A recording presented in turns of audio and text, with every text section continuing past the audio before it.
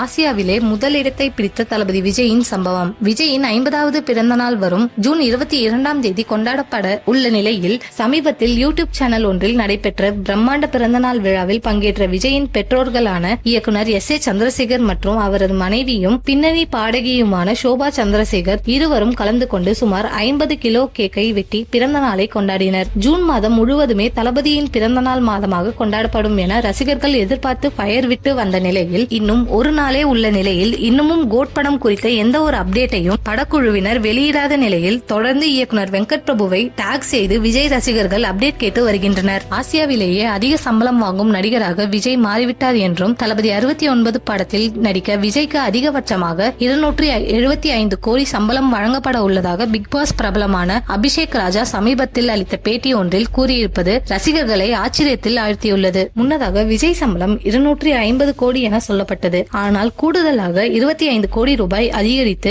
275 கோடி விஜய் சம்பளமாக வாங்க போவதாக அபிஷேக் ராஜா கூறியுள்ளார். ஆனால் இது தொடர்பாக எந்த ஒரு அதிகாரப்பூர்வ அறிவிப்பும் வெளியாகவில்லை என்பது குறிப்பிடத்தக்கது.